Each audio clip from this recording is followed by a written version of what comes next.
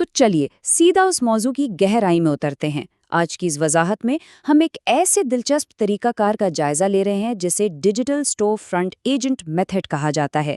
ذرائع کے مطابق یہ ایک ایسا طریقہ ہے جس سے کسی بھی عام اسمارٹ فون کو بغیر کسی مالی سرمایہ کاری کے ایک باقاعدہ مائکرو ایجنسی میں بدلا جا سکتا ہے۔ یہ واقعی ایک ایسا تصور ہے جو روزگار اور کمائی کے پرانے طریقوں کو مکمل طور پر چیلنج کرتا ہے۔ تو چلے دیکھتے ہیں کہ ذرائع اس بارے میں ہمیں کیا بتاتے ہیں۔ ذرائع کی اس انتہائی واضح اور چونکا دینے والی بات پر ذرا غور کریں۔ نوکری کے لیے بھیک مانگنا بند کریں اور ان کاروباروں کو ٹھیک کرنا شروع کریں جنہیں یہ تک نہیں معلوم کہ وہ غائب ہیں۔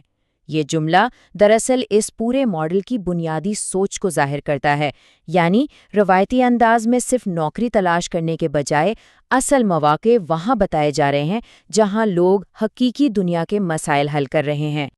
اور اس مقصد کے لیے ذرائع نے 5 حصوں پر مشتمل ایک خاکہ پیش کیا ہے جسے دی بلیو پرنٹ کا نام دیا گیا ہے۔ اس میں شامل ہیں ڈیجیٹل مڈل مین کا دور، رسائی کا طریقہ کار، ضروری مہارتیں، آمدنی کا حساب اور آخر میں اس کام کو ایک بڑے کاروبار میں بدلنے کے طریقے۔ تو شروع کرتے ہیں پہلے حصے سے، ڈیجیٹل مڈل مین کا دور، یعنی جدید دور کی انٹرپرینیورشپ کے خدوخال۔ یہاں ڈیجیٹل اسٹور فرنٹ ایجنٹ کی بڑی زبردست تعریف کی گئی ہے۔ ذرائع نے اسے سمجھانے کے لیے بڑے دلچسپ استعارے استعمال کیے ہیں۔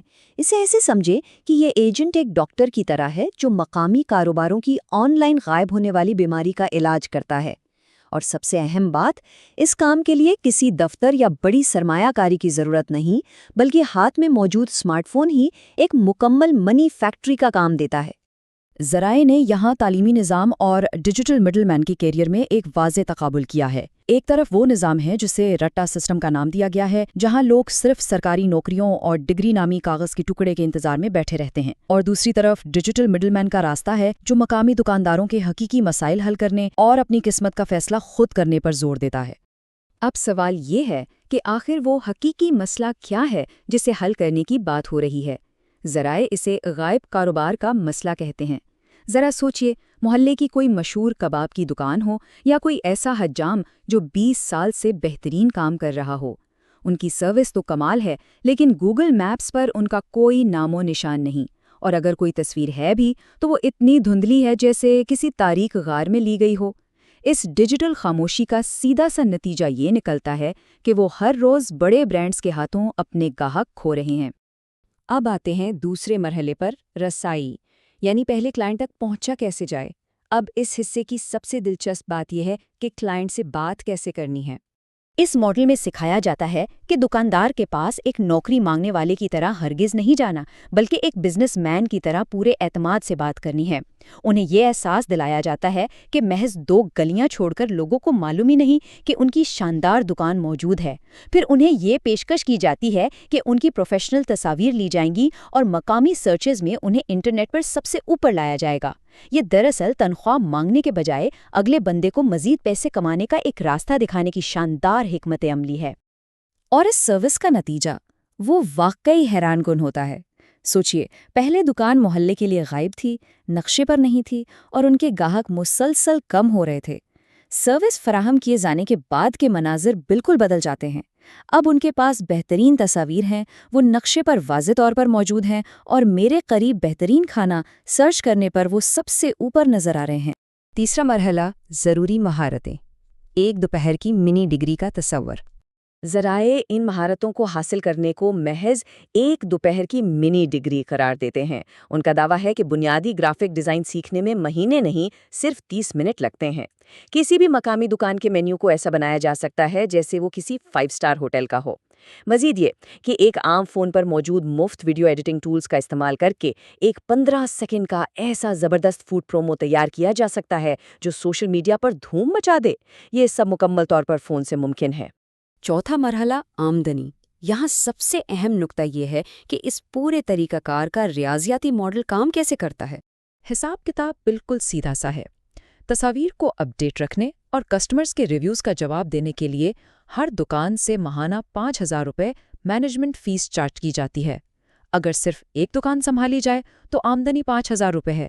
لیکن ذرا سوچئے، اگر علاقے کی صرف 10 دکانوں کا کام پکڑ لیا جائے تو یہ آمدنی بآسانی 50,000 روپے ماہانہ تک پہنچ جاتی ہے۔ یہ موازنہ واقعی کافی غور طلب ہے۔ ایک طرف ایک گیم ڈیولپر ہے جسے 50,000 روپے کی شروعاتی تنخواہ تک پہنچنے کے لیے کئی سالوں کی سخت پڑھائی اور ڈگری درکار ہوتی ہے، اور دوسری طرف ڈیجیٹل سٹور فرنٹ ایجنٹ ہے جو ذرائع کے دعوے کے مطابق یہی ہدف محض ایک دوپہر کی منی ڈگری اور ایک سمارٹ فون کے استعمال سے حاصل کر سکتا ہے۔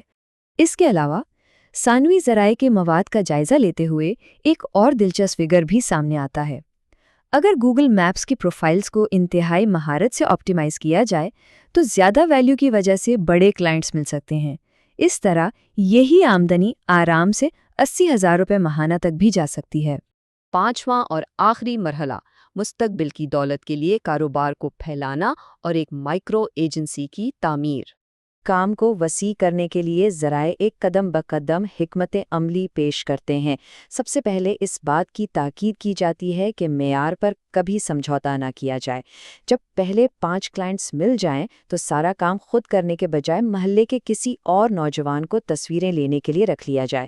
اس سے جو وقت بچے گا اس کا واحد فوکس ایجنسی کے لیے مزید دکانیں اور کلائنٹس تلاش کرنے پر ہوگا، اور ذرائع کے نزدیک یہی وہ فارمولا ہے جس سے کاروبار تیزی سے پھیلتا ہے۔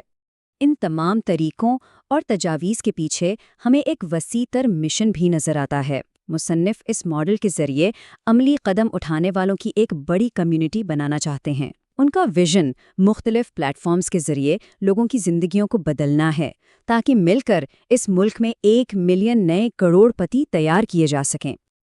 یہ سب بڑی خوبصورتی سے ہمیں اس آخری نقطے تک لاتا ہے جو یقیناً ایک گہری سوچ میں مبتلا کر دیتا ہے۔ کیا جدید مقامی معیشت میں روایتی ڈگریاں واقعی ان ڈیجیٹل مڈل مین کے مقابلے میں اپنی اہمیت کھو رہی ہیں؟